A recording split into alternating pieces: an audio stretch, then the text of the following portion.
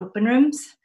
This talk is part of our open rooms program. Some of you may be familiar with open rooms, but for anyone joining for the first time, Open Rooms is our new online program of free live stream talks, and they're streamed here on our Twitch channel. During and after the event, we also invite you to join us on our Discord server, which is a free messaging platform for discussion, and it's open to everyone. So if you'd like to join us on the Discord chat, there's a link on the screen to join.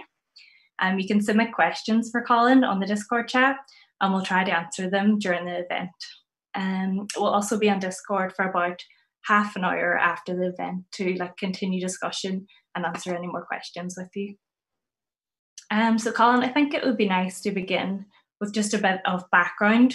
Maybe if you can talk a bit about the work you did previously to founding Bluecoat Press, such as Open Eye projects that led you to found an Open Eye Gallery, and how that influenced your move into publishing. Great. Well, hi everybody. Thanks for tuning in. First thing to say that the Open Eye project didn't actually start off as a photo gallery. It had a slightly longer history. In fact, in 1973, I decided to set up a project which was loosely based on the Canadian Film Board's Challenge for Change program. Now, Challenge for Change was a pioneering attempt to give voice to minority groups throughout Canada by filmmaking and video and using the new portable video technology. And I found this idea really interesting. I thought this could apply to, well, in this case, Liverpool. I thought it'd be great to set up a similar kind of project in Liverpool that would give voice to the different community groups in particular, and create something perhaps quite unique in Britain at the time. So on a wing and a prayer, because I knew nothing about anything to do with founding these kind of organizations, I was completely unaware of how grant aid and all these kind of things started. I managed to, by hook and by crook, to get a small amount of funding to make a couple of 16mm films about community festivals. The first one we made was in 1974, which was about the Granby Film Festival. And we followed that up the following year by another film about the All Swan Festival called Super Swan. And at the same time, we managed to get hold of, I say we, there was a couple of people who got roped into it all, got hold of some portable video equipment. I mean, to be honest, it wasn't that portable. It weighed about 20 pounds. And it was really low quality, half-inch videotape, which you couldn't edit particularly. You could only do very crude cuts. But it was great for actually getting into community groups. It gave them an instant replay. They could see themselves on television. And we started making video films with different community groups for different reasons. Some of it was to do with let's say, community action. One particular project I remember, we went to Runcorn and filmed all the play groups out there who were campaigning for funding because they were being threatened by having their funding cut. We showed all the videos, and the result was they actually got more funding as a result of it all.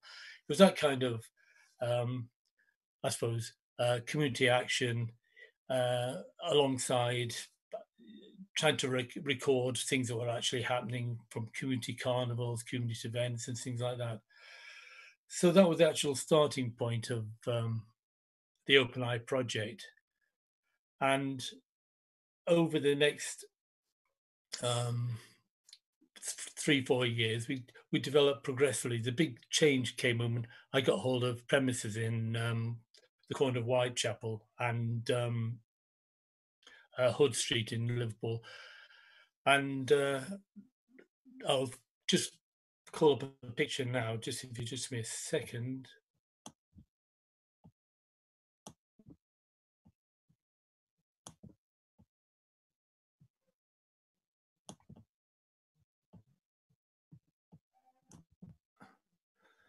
Sorry, it's taking a bit longer than I thought. No worries. Is that up there? Not yet, I think. Hold on a second. These share screens are always tricky. Shutting up. Hold on. Sorry about this. So we can see your... Are you okay? Is that up? Yeah, that's us. Great. Right, I can talk now. Right. This is Open Eye Gallery's first home in the corner of Hood Street and Whitechapel. The whole block was pulled down, which I think was a bit sad because with a bit of money, it could have been renovated and made into something far more appropriate than its present sad state. If you look down the street to the left, the last building on the left is the News from Nowhere's bookshop. And in between that is the Whitechapel Centre, as was. Now, we took over this pub and started to convert it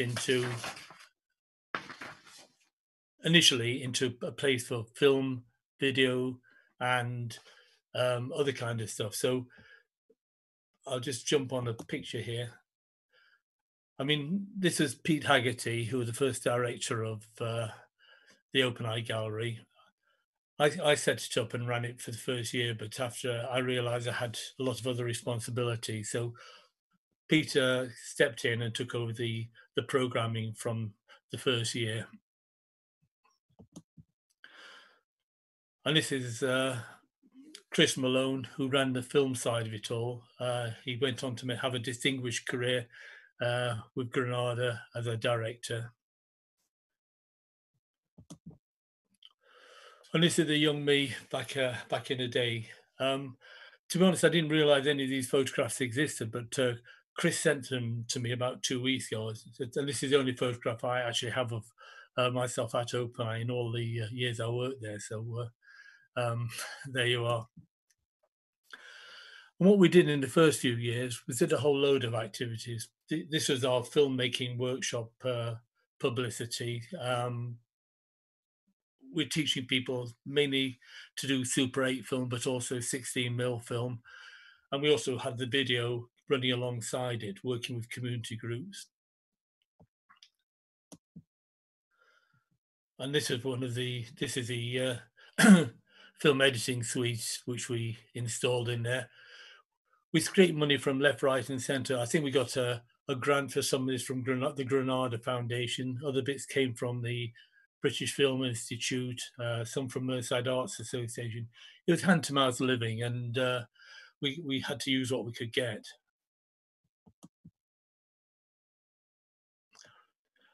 But it didn't stop us doing a lot of activities. This was the cover for the program we did. We did a film festival, independent film festival, and got a lot of people sending their independent films in.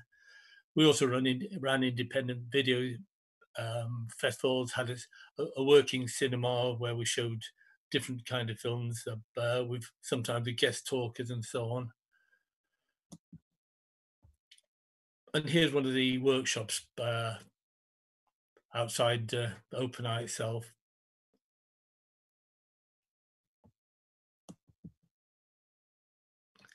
We also had a sound studio and had a record label. The sound studio was recording people like, and produced the first tracks. People Echo and the Bunnyman, Teardrop Explodes, Orchestra Moves in the Dark, Dead or Alive, and most of the Liverpool bands at the time were recording at the studio. It had a cafe. It was a sort of a real centre of attention, focal point at the time.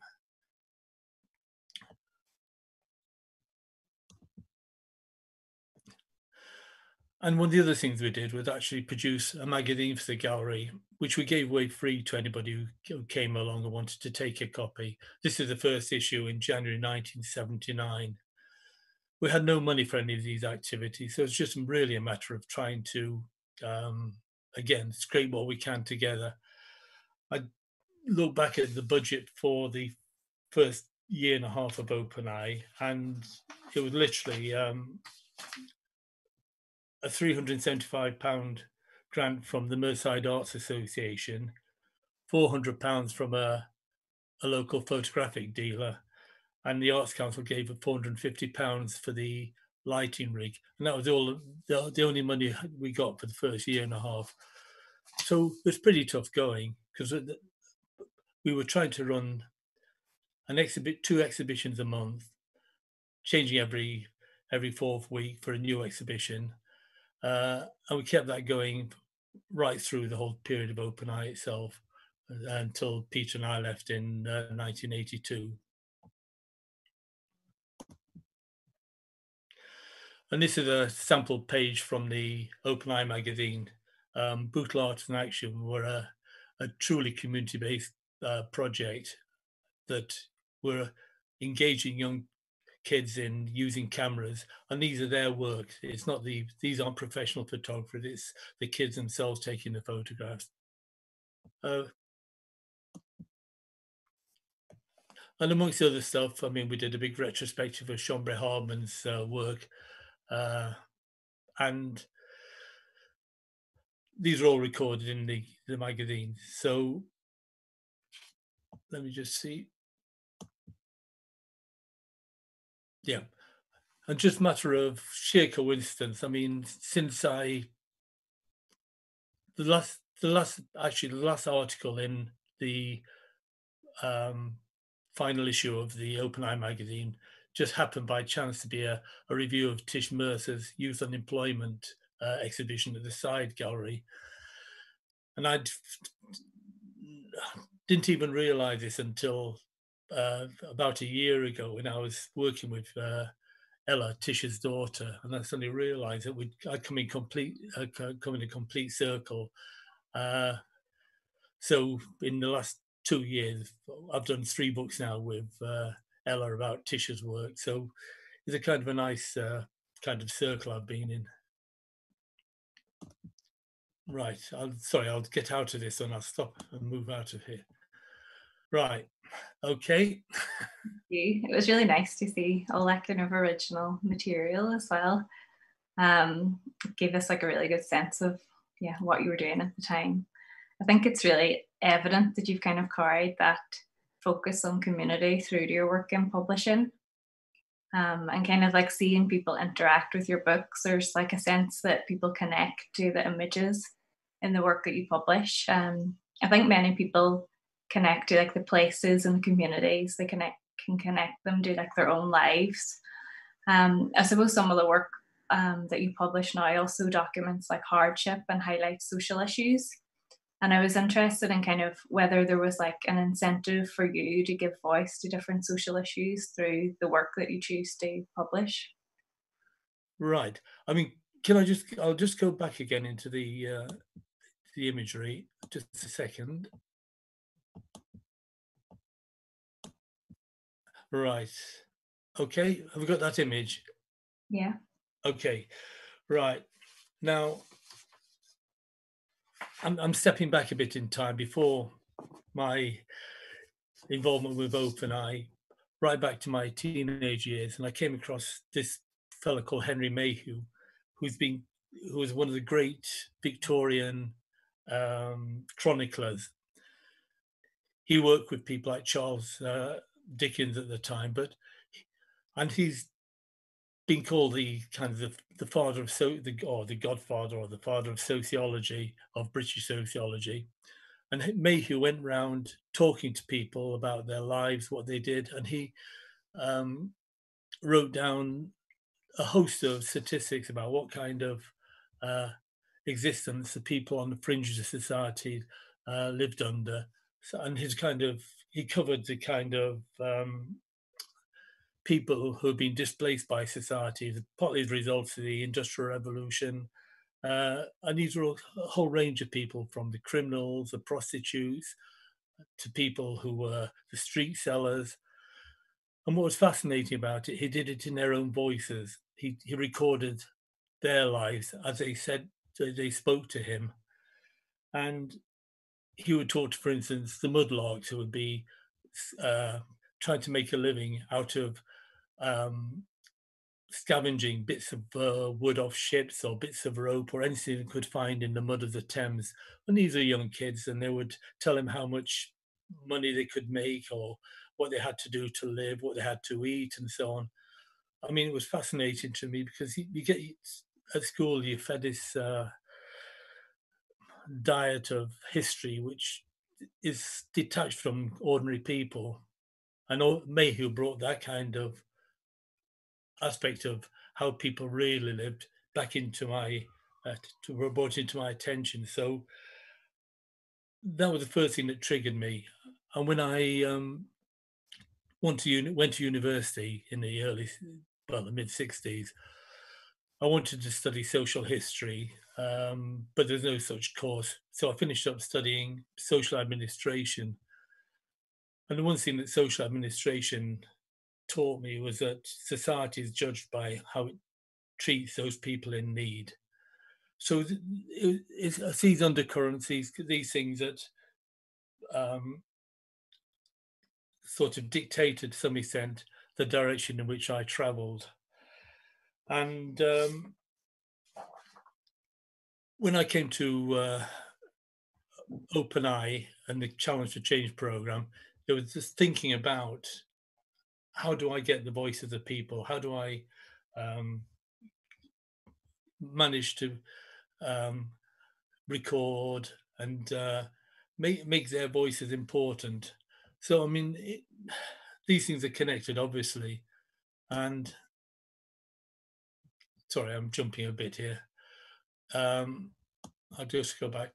And one of the things I did was starting looking into photographic archives, looking into the archives that existed in Liverpool in particular, about how what was there. Do we have any records of um, people's lives, particularly working class lives? And that was also stimulated by when I was at OpenEye, because I felt rather than just show pictures of photographers for either of international status, we had to have a very strong local ingredient, and that included the history of photographers who had worked in the area. And I struggled a lot because I found very little. And as a result, I started a project which was to put together a directory of local photographic sources, which was published by OpenEye. And this was really to try and open up these kind of archives, because I found it not shocking, I'm not, don't suppose that's the word, that's maybe surprising that there are so many archives hidden away with literally millions of images, and there's very often huge barriers to getting access to these, either through the fact that they still haven't been curated and listed and therefore are not accessible, and sometimes simply because libraries are understaffed and record offices don't have the people to deal with the kind of inquiries that or the people like myself who want to just wade through their archives.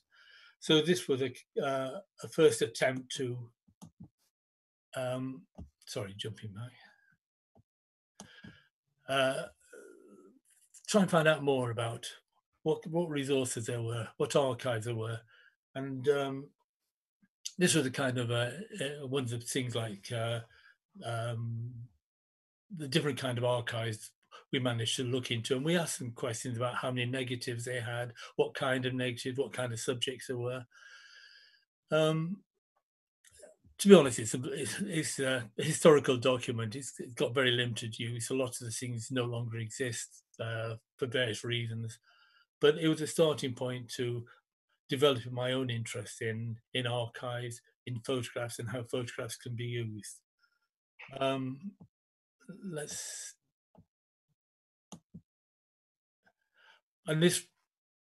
going to jump now right into publishing, because I think I've perhaps explained a bit about OpenEye. This led me into publishing local books, and these are just 4 books that I published on local photographic history, people's collections, personal or public collections. The Merchant Palaces was a collection which is in the National Monuments Record. most of the photographs by Inston on the bottom right are in the Liverpool Record Office. On the others, Peter Leeson and Bernard Fallon's their own personal collections. But it's putting those kind of bodies of work into the public eye, and that's what publishing is good at. I mean, books are good at, because it's is a relatively inexpensive way of getting these photographs out there and into the public. And just one other one is a book I did on the Picture Post magazine. I covered all the features they did on Liverpool, only to discover most of them were quite negative, in fact. The press coverage of Liverpool being negative is nothing new. So it was publishing these kind of books that started to slowly move me on a different kind of trajectory. Sorry, let's clip back out again. So there I am.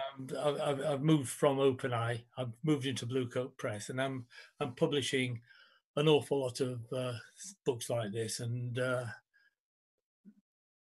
yeah. That's really interesting to see that kind of progression. So you started kind of publishing like a wider range and type of books, but you kind of then started to focus on like photojournalism and documentary photography specifically. And you kind of have that particular focus on like a British or like Northern sense of identity, which I think has become like the Bluecoat brand nearly, and like gives you a kind of unique sense of identity amongst other publishers. But yeah, I'm kind of interested in what drove you to focus like so specifically on this niche. Like at the time, did you think there was a need to platform this type of work? It was almost by accident. Not by accident. That's not true. I'm very happy publishing Liverpool material for many years, and at the time, I won't say there's an insatiable demand, but I knew I could sell into any number of retail outlets. I mean, just for example, back in 2005, or around about that kind of time, I probably had, just in Liverpool, 40 outlets, and that ranged from museums to bookshops to any number of the local tourist outlets, places like that. So that was just in Liverpool alone. If you added the rest of, like Cheshire and Lancashire, I mean, we were talking perhaps up to double or treble, up to 100 outlets probably within a 40, 50-mile radius. And that was a fantastic platform to produce books. By generating interest, you build on that interest, and people buy more and more. I mean, I have to say that my best-selling books were nothing to do with photography. My best-selling books were actually a series called Haunted Liverpool, and if anybody in Liverpool knows the name Tom Sleman, they will probably realise that what a big name he was. I mean, I could publish. In fact, I published 30 of his books over about 10 years, and I'd probably say on average each book would sell probably about 10,000 copies. I mean, one or two of them probably sold double that. So over 30 books, I've probably sold maybe 200 to 300,000 copies of his different Haunted Liverpools. I think I got to the point when we got to Haunted Liverpool 21 when I'd had enough. And that's when I sort of decided no more Haunted Liverpool. But it's important to sort of bring that up, because it's very difficult to make a living out of purely photographic books. I'll come to that in a bit, but the market is relatively small, and quite a few people are involved in that market, either from small independent publishers or to bigger publishers like Thames and Hudson's, Vine, and people like that. So it's a niche market, and it's very difficult to make real money out of it all. I mean, just for an example, if we talk economics, to produce a Haunted Liverpool book would cost round about 70 or 80 pence in terms of printing costs. And I could sell that for, well, I used to sell them for £5.99. And of course, you have to give the shops their margin, which at the time tended to be around about 40%. So you're talking about a relatively low outlay for a book, and you could make, on the basis that you were selling them, a reasonable amount of money, and it could make, it gave me a decent cushion. Now, if you compare that to a photographic book, nowadays it's very hard to sell more than 1,000 copies of a photographic book, and the cost is, generally speaking, around about the £10 per copy production cost. So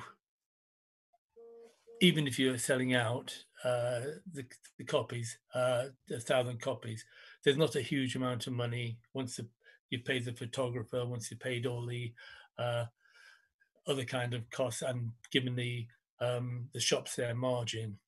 It's a difficult equation, but because I'd had this background in publishing, and I'd managed to create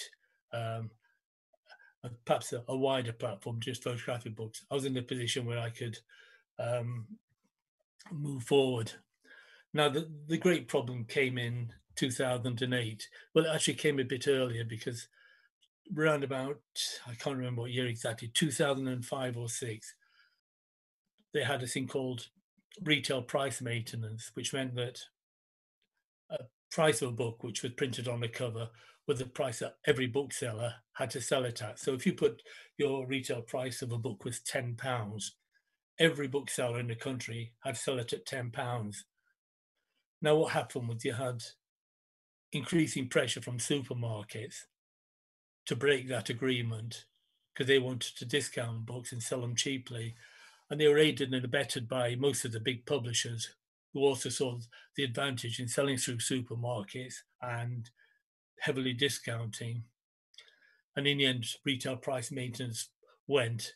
And that was the first big problem, because that was the beginning of the kiss of death for the smaller independent bookshops. And this was compounded, of course, in 2008, when we had the financial crash, and a lot of them just didn't survive. So from the point a few years earlier, where I had 40 outlets within Liverpool, within 3 or 4 years, that had shrunk down to no more than 4 outlets.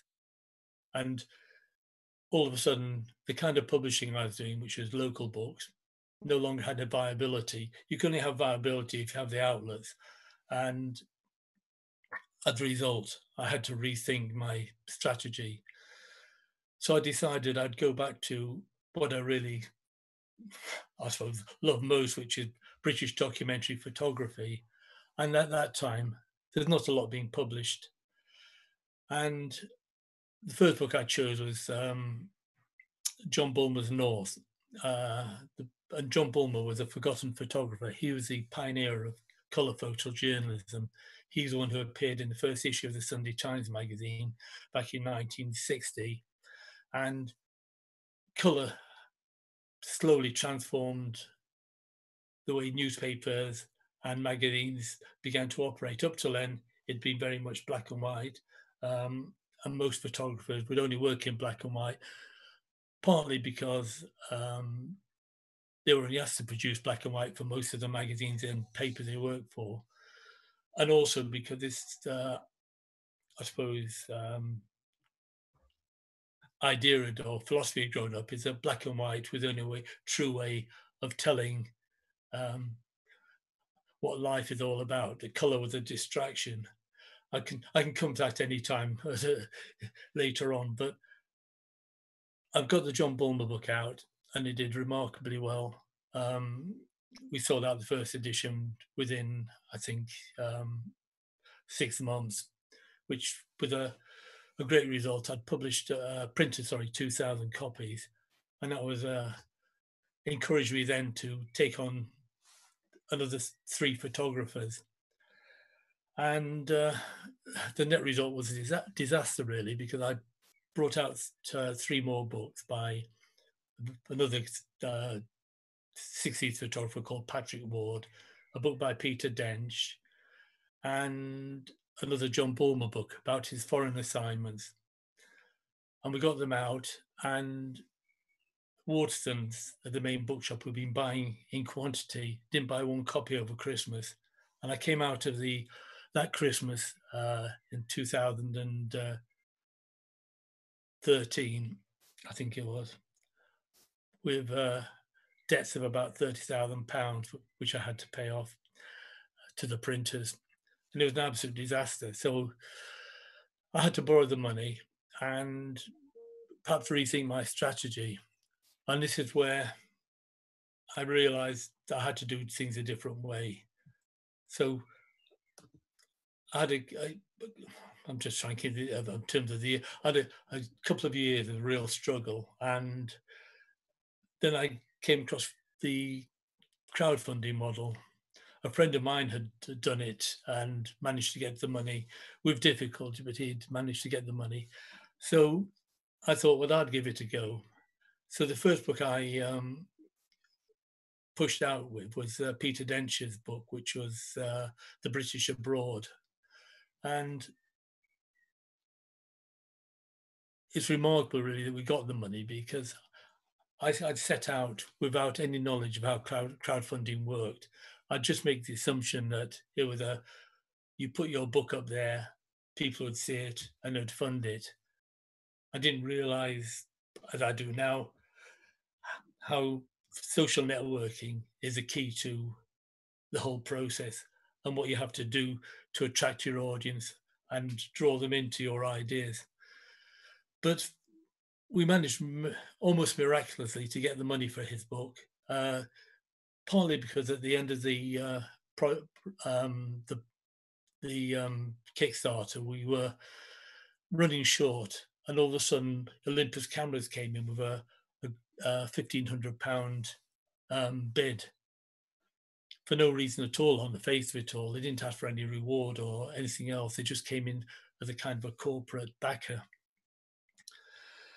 So Pete went and talked to Olympus and said, why have you backed the book? And they said, well, we just like the idea. And it was a lovely kind of a response. And then they asked Pete, have you got any other ideas? And they put him on the spot, and he just thought, well, I'd love to go to Dallas to take photographs. And they said, well, cost it and come back to us on a Monday. And he came back, and within a week, they sent him off to Dallas with a budget, a camera, and money to spend. I mean, that's only happened once, but it's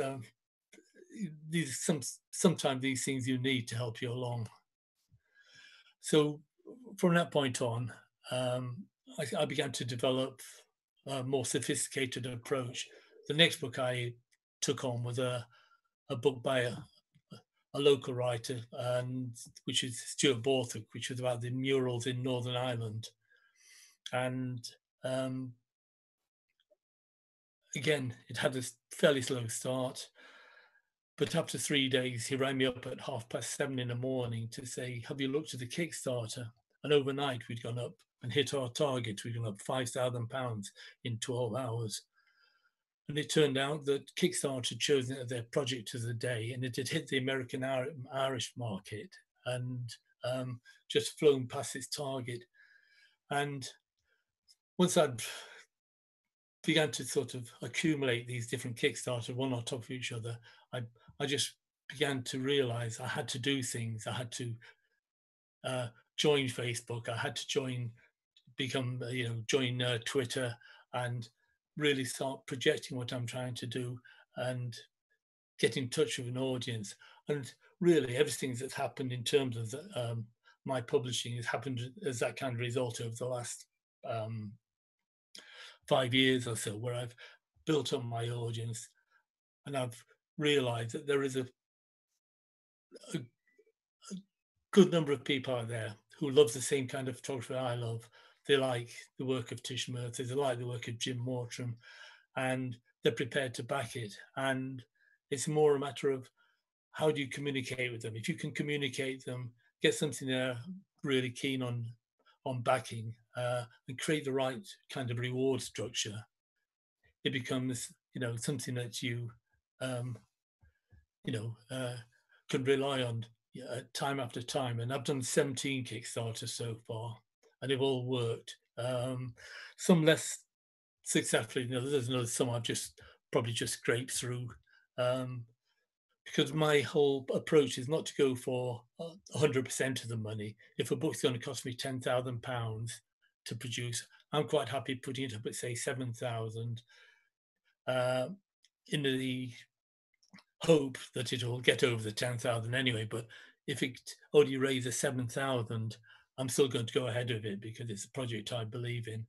So there's always that element of how much I can raise through other sources and how much I would fund myself.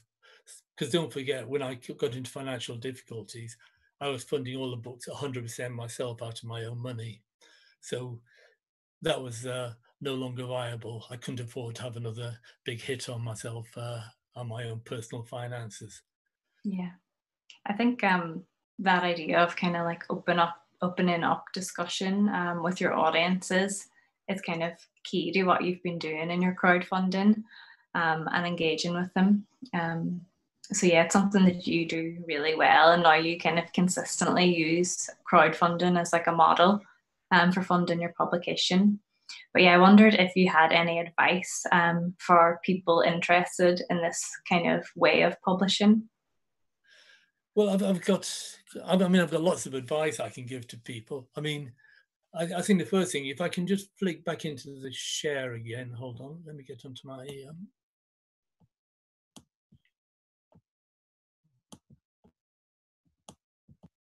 let me just find.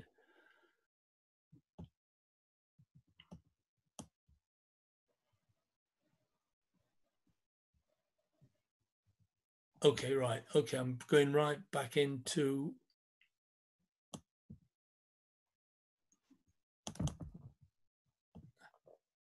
Right.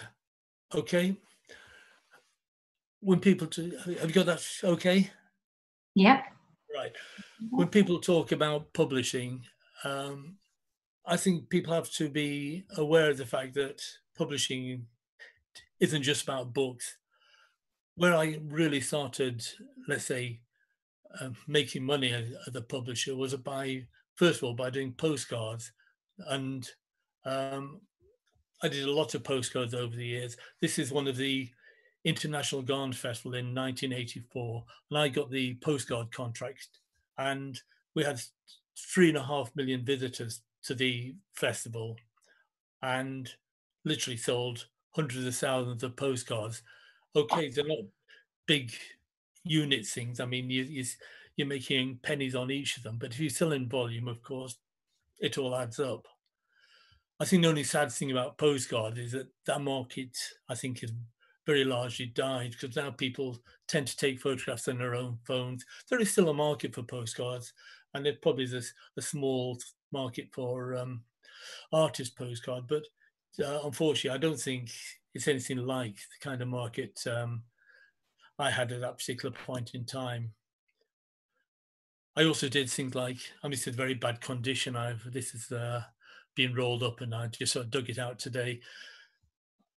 I did things like limited edition posters. This was by a great Liverpool photographer called Alex Lang, who tragically died the following year. He got mowed down by a van while he was out biking. But we tried these things like art, what might call an art poster.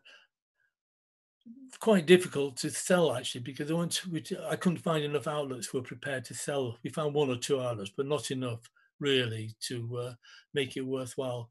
But what we did make money out of was this kind of stuff. I started doing football posters, and a poster like this, "You'll Never Walk Alone," history of Liverpool Football Club in one poster. I can't remember how many would sell of that. It'd be in the many thousands. But even that thing that could go wrong, because in 1985 I did this poster, which was, we got it in all the shops before the final, and of course it turned out to be the Haythorpe final of 1985. So at 8 o'clock the next morning, I had to go around every outlet and take all these posters back out again. So sometimes it worked, and unfortunately in this case it was a total disaster. And again, I mean, talk about public. This is just another aspect of publishing.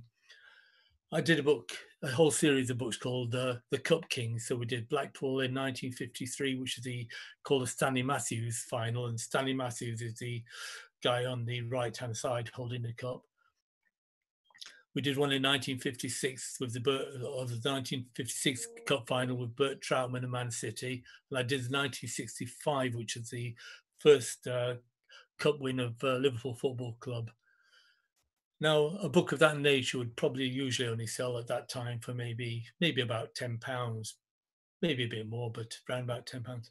But what I got was Stanley Matthews to sign 1,000 certificates, and automatically the price shot up to £30, and it sold out in no time at all. The point being, of course, that by adding value added, in this case a signature, you completely change the perception of what that book is worth. Sorry, let's get out of that again. So when we talk about publishing, when we talk about publishing, it doesn't have to be just about books.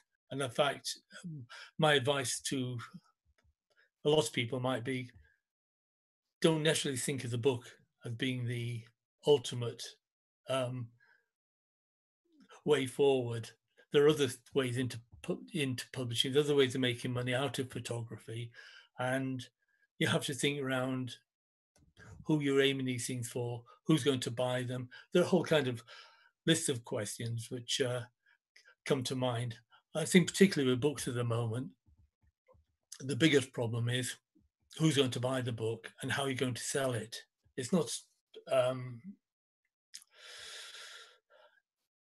mean, even me, I've got over 30 years of experience of selling books, and I've never found it more difficult than nowadays, simply because there are two factors. There have never been as many photography books published as there are today. I mean, there are literally hundreds coming out, and this is partly because of self-publishing. People can now have the tools to publish their own books. They're all kind of different platforms, from Blurb to doing it yourself and working out how you can put a book together. And they're all looking at the same market. So generally speaking, unless you have a niche market that you know is going to buy into it, it's something you have to be very, very careful about, whether you want to spend whatever it might be. To do a hardback book, a reasonable hardback book, the bottom end, you're probably talking about £6,000 or £7,000, which some people are prepared to invest because they see it as a career progression. It's something they can push out.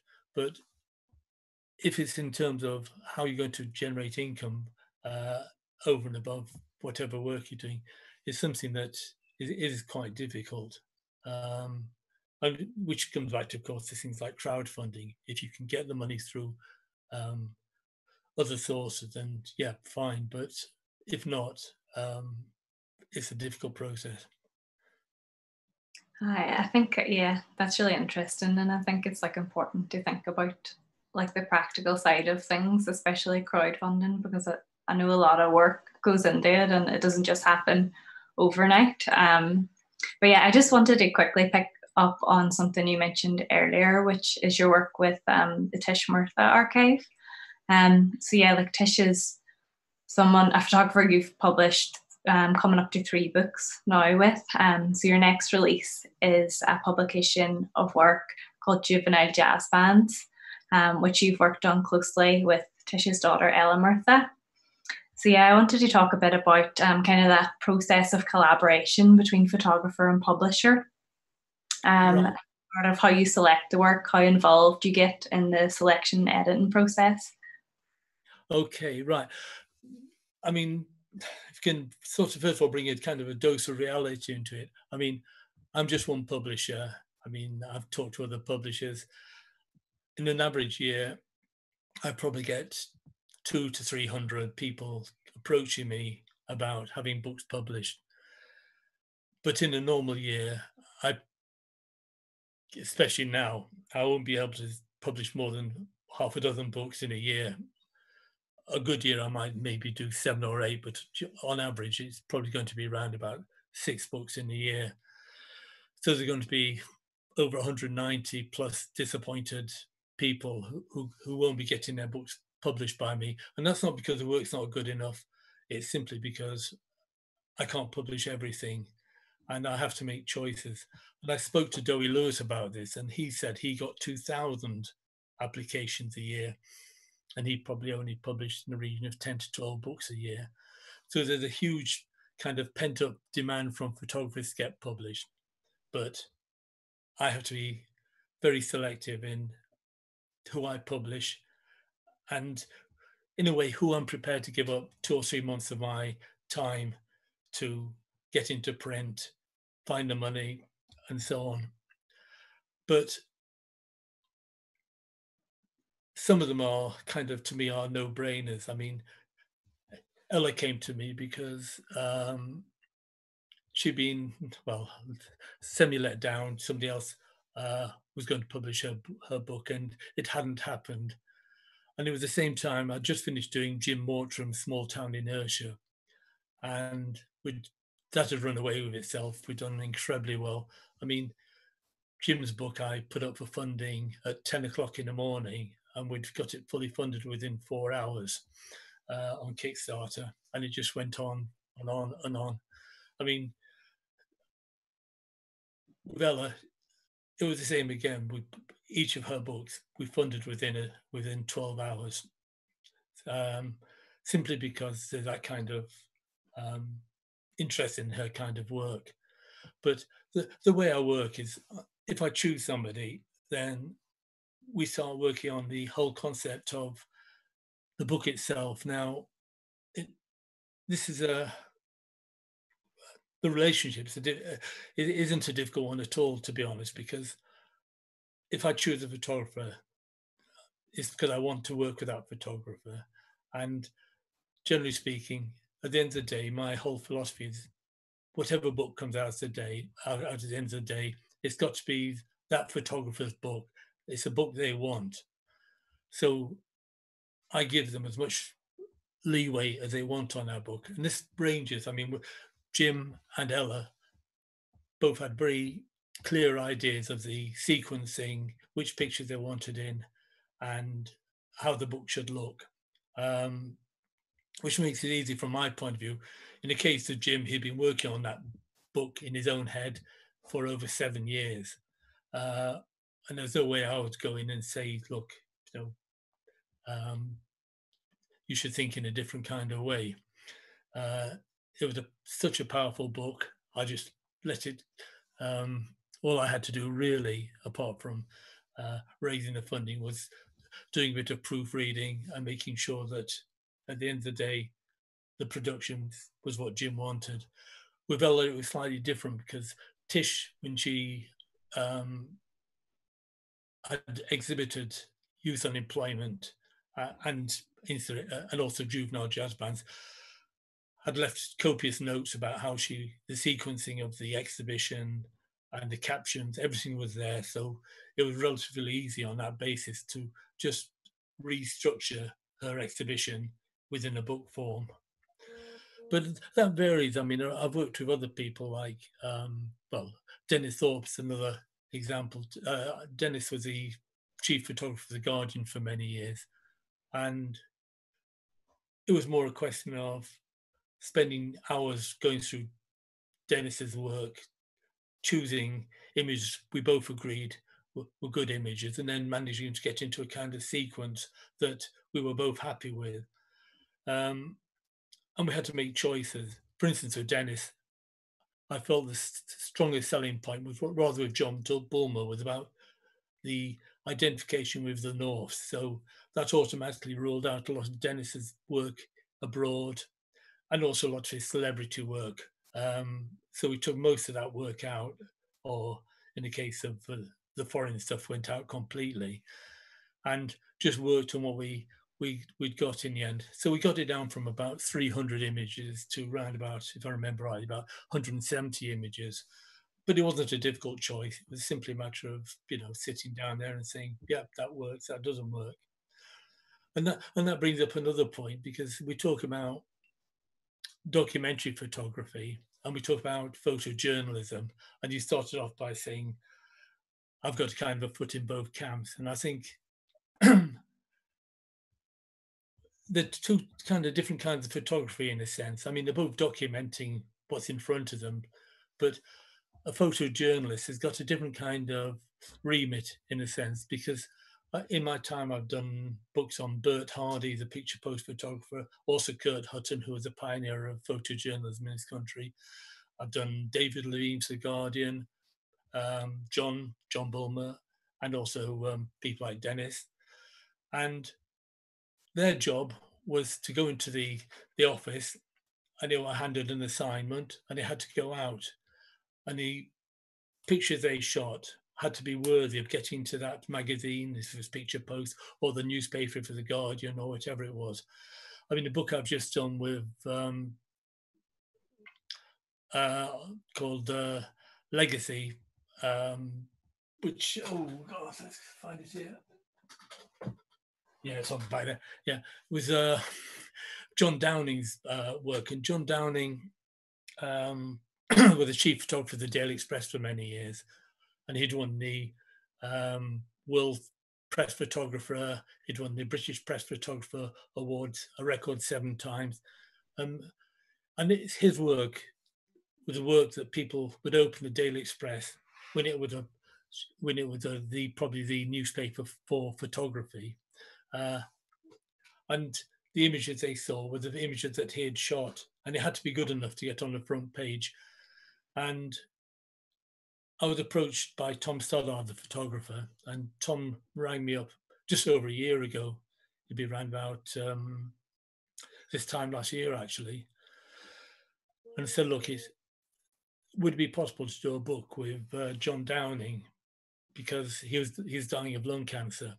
He'd only got 6 months to live. Could we do a book? And I thought, yeah, well, let's do it. So we set up a Kickstarter, and we raised £30,000 over that 4-week period for a book. So John managed to get his book in November last year. He loved the book. He felt it was a real, true representation of his work. And sadly, he died about 5 weeks ago, John. But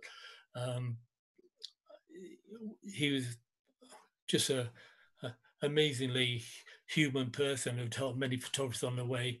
But the point I was making, was about photojournalism. It's a different kind of photography. A documentary photographer, let's say like Mick Critchlow, who I did the Coal Town book with. Mick had been photographing Ashington in Northumberland for best part of 40 years. And he's got a tremendous archive of everything to do with the community, about the mining industry. So Coal Town was a kind of a distillation of 40 years' work. So it wasn't work that's being published in newspapers or anything else. It was simply work he had committed himself to, rather like Jim Mortram with his Small Town Inertia. Entirely different focus. Jim cares for his mother in a little place just outside Dereham in Norfolk. And for many years, I don't know how many years it is for Jim, but he's been a 24/7 carer for his mother. And he was slowly going mad, in his own words. He was incredibly depressed. He got to the point where he couldn't even talk. He'd stopped talking.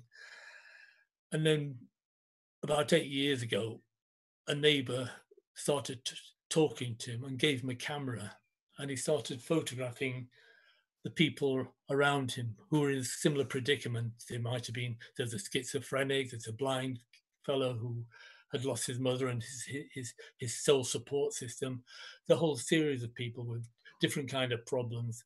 And he made it into this incredibly intense record of their fight against austerity, their fight to survive. And it's incredibly powerful work. And it's a mixture of all those that I'm interested in. What I want to create is a body of work that says who we are and will last the kind of test of time, so that in 20 years, 30 years, there is at least a record of, let's say, how ordinary people, I mean, don't like the word ordinary, but let's say how other people other than the people we normally hear about, the celebrities, the elite live. This is all about people, how they live, the kind of, and it doesn't have to be necessarily politically directed. I mean, Mick Critchlow's Coal Town is a record of a town, and everything from whippet racing to sea coaling on the shoreline to the Durham Miners Gala, things like that. It's a record that is important, not just to the community, but on a wider sense. When I do a book, I'm really thinking in terms of who am I selling this book to? And when I did Coal Town, in my mind, I'm thinking, this is the book that the miner in Ashington or his family, or the ex-miner, should I say, because there aren't any miners in Ashington anymore. The ex-miner in Ashington, his family, the community will think, this is a book that tells our story. And this is where probably a third of all my sales go, to that community. Just like the Tish Mercer sales will very largely finish up in the Northeast. I mean, she's got perhaps a bigger name than Mick has, but and she sells perhaps more widely. And it's that kind of sense that you're creating an important record, hopefully, that people can identify with. So I mean, I'm just a small cog in a bigger bit of machinery, but I think that's why I do what I do. Yeah, that's really interesting. And I think what's really evident in what you were saying is kind of the relationships that you build with the photographers you work with as well. Unfortunately, we're literally at like 1 minute to 7, and there's loads of things that I'd love to continue to talk about. I think we've had questions coming in on the Discord. I think I'd like to pick up on this idea of kind of how to build sort of strong working relationships with the people that you've worked with, and answer some of the other questions. But yeah, I'd also love to know like some of your plans for the future. But I think we'll have to wrap it up there, and then just move the conversation over to Discord, if that works for people. So yeah, if you would like to join us on Discord for the next half hour, myself and Colin will be there, and we'll go over any unanswered questions that we didn't get round to in the event. But yeah, just wanted to say thank you very much to Colin for taking the time to talk to us about his work. Well, thanks everyone for listening. Thank you for giving me time. So I'll switch over to Discord now. Yep, we'll see you on Discord. Brilliant. Thank you. See ya.